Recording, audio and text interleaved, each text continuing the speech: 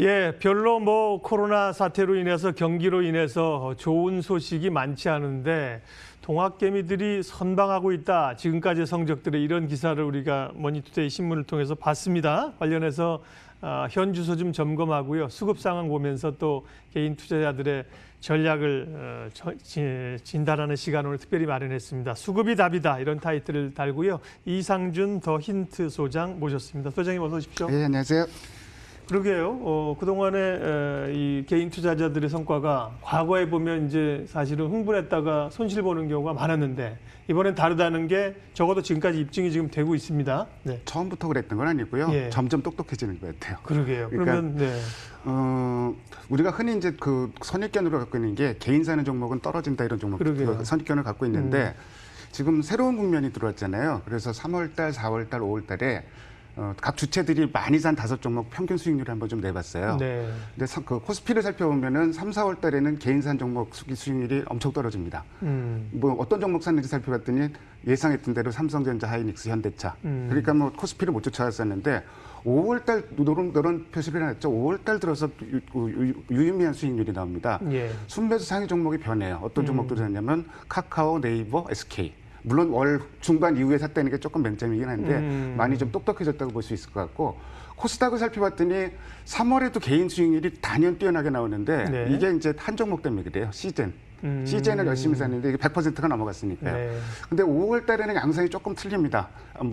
급등한 알테오젠이 160%가 올랐고 매드팩토가 90%, 그다음에 메디톡스가 46% 올랐는데 물론 이런 종목들이 대부분 뭐 아니면 도인 종목들이에요. 근데 예. 개인 투자자들이 하이리스크 하이리턴으로 패턴으로 가는 건 맞는데 사실 뭐 주식이라는 게 좋은 주식이 수익을 내주는 게 아니라 수익을 내주는 게 좋은 주식이잖아요. 네. 다만 이제 이런 그 하이리스크 종목들을 매매하실 때는 내가 정점에서 판다 이런 생각을 좀 버리시는 게 좋을 것 같습니다. 일례로 알테오젠 같은 종목 그렇게 많이 올랐었는데 그저께 거의 장중에 하한가까지 갔었잖아요. 유의할 필요가 있을 것 같고 또 한 가지를 살펴봤는데 3월 중순부터는 동학개미가 아니다 불개미다 이런 얘기를 했었어요. 지수 올라가니까 거기다 대고 인버스 상품에 막 투자를 했었는데 네. 지금도 과연 그런가? 계속 인버스 투자는 늘어나고 있습니다. 지금 올라가는데 근데 강도는 굉장히 좀 줄어들었습니다. 네. 그러니까 지금 인버스 투자분들이 굉장히 고생하고 있잖아요. 고생을 많이 하실 것 같아요. 고버스. 예. 그러니까 사실 그 유동성 장세에서는 방향성에 베팅하는 게 굉장히 리스크한 일이고 특히 상방보다 하방에 그 베팅하는 거는 굉장히 리스크한 일이라는 거 이건 잊지 말아야 될 것 같습니다. 네. 그러게요. 성적은 좋았는데 내면을 좀 뜯어보니까 코스피 쪽은 주로 삼성전자를 샀는데 고생을 했다가 사실 6월 자료는 없는데 지금 6월에 좀 회복이 된 거고요. 네. 코스닥은 성적이 좋았는데 이게 일부 종목의 바이오 종목에 좀 집중돼 있다는 게 쉽지는 않은 그런 국면이네요. 내용상. 그렇죠. 그렇습니다. 그러게요. 그러면 개인 투자자들의 소위 유동성의 힘이 지금까지 얼마나 강했고 앞으로 뭐 대기 자금이 얼마다 이런 기사가 있는데 그런 걸 좀 수치로 좀 추론해 볼 수 있습니까? 예탁금은 47조까지 갔다가 네. 지금 44조 원대에서 지금 정체되고 있어요. 그런데 뭐 유동성이 아무리 좋다 그래도 돈이 계속 들어오긴 힘들잖아요. 근데 이런 상황에서 돈이 빠져나가지 않고 있다는 것만 하더라도 상당히 긍정적인 변수를 볼 수 있을 것이고 네. 무엇보다도 중요한 게 그 활동 계좌 수가 계속 늘어납니다. 이 저변이 넓다는 얘기거든요. 예탁금은 정체되지만 빨간 선으로 표시된 활동 계좌 수는 지금 그 3,160만 개까지 지금 늘어나고 있어요. 네. 어마어마한 숫자죠. 그런 면으로 보면은 특히 지금 현재 같은 금리 상황에서 주식시장에서 돈 빠져서 갈 데가 없잖아요. 갈 데가 없죠. 그러면서 이 돈이 유동성이 빠져나갈 가능성은 없다. 그래서 유동성은 아직까지도 양호하다. 이렇게 전체적으로 판단을 하면 될 것 같습니다. 네. 활동 계좌 수가 계속 늘고 있고요. 활동 계좌는 건 이제 3개월 동안 거래가 있었던 계좌를 있었고 잔고가 10만 원 이상 유지되는 이고 네. 그리고 이제 개인 투자자들이 계좌를 여러 개 가지고 계시잖아요. 그렇기 때문에 3,160만 명, 한 3천만 명을 한 4 내지 5로 나누면 투자 인구수가 한 그래도 어마어마한 거죠. 그러면 그렇습니다. 한 600만 명 이렇게 될 겁니다. 예, 엄청난 거죠. 예. 자, 그러면 개인들의 그 투자 패턴들이 지금까지 이제 성적으로만 보면 좋은 성적을 냈는데 아까 얘기한 것처럼 내면의 패턴도 그러면 이제 똑똑하게 정말 잘 가고 있는 건지 아니면 일부 종목에 가는 걸 좀 위험성을 좀 경고를 해드려야 되는 건지.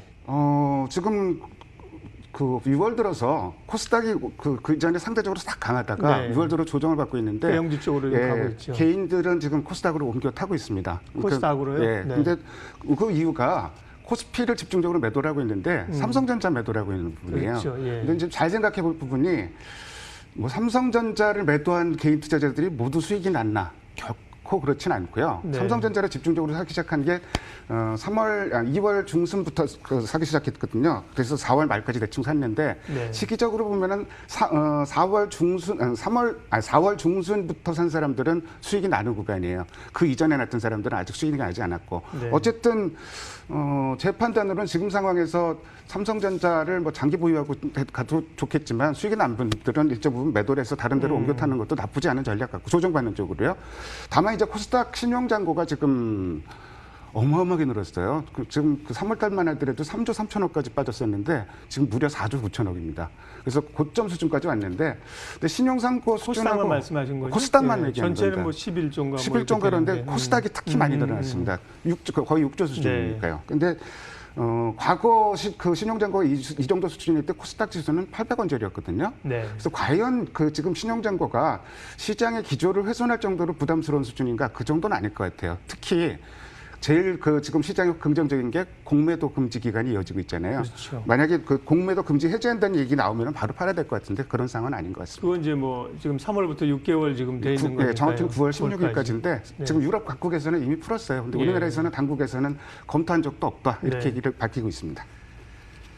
그러면 투자자, 그러니까 신용 같은 경우는 사실은 신용이 뭐 쓸 수 있는 장치이고 또 수익을 내는 분도 있겠지만 저는 신용은 조금 자격 요건을 좀 투자한 부분 일정 기간 이상 되는 분들이라든지 증권사에서 싫어하겠지만 예. 네? 그런 요건도 좀 있습니까? 저도 100% 동의하고요. 네네. 특히 이번에 코로나19 때 코스닥이 폭락할 때 보면은 신용 물량 때문에 지금 그것 때문에 폭락하는 털리는 분들 거거든요. 많았죠. 예. 근데 그거랑 별개로 신용잔고 늘어나면 시장 꺾어진다 이렇게 보는 그 시각들이 많은데 네. 그거는 조금 좀 무리한 판단이라고 그런 그렇게 볼 생각이 필요는 없고. 예, 예. 네. 그러면 이제 개인들의 이제 주로 최근에 매수 패턴 양상을 보고 있는데 기관들은 이제 연기금 쪽으로 해서 사실은 제법 좀 들어와서 시장을 같이 떠받쳤고요. 예. 외국인들은 여전히 뒷짐지고 있다가 이번 주에 이제 좀 삼성전자 사는 이런 패턴이잖아요. 네, 그렇죠. 투자 주체별로 보면 어떤 종목들을 좀 사고 팔고 있나요? 뭐 삼성전자 쌍끌이 매수가 나오는 건 어떤 부분 당연한 것이고 네. 개인 투자자들이 물량을 많이 쏟아냈으니까요. 네.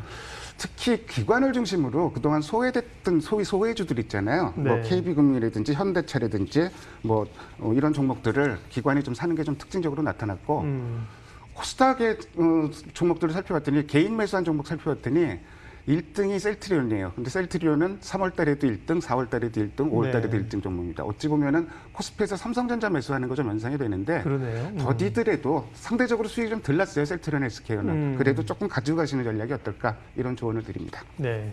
의외로 셀트리온 제약을 외국인들이 샀네요. 셀트리온 제약은 많이 올랐고요. 많이 셀트리온도 올랐죠. 많이 올랐는데 사실 셀트리온 헬스케어만 못 올랐어요. 그런 네. 맥락에서 본다면은 조금 시간을 갖고 여유 있게 좀 기다리시는 전략이 어떨까 이런 전략을 제언해 드립니다.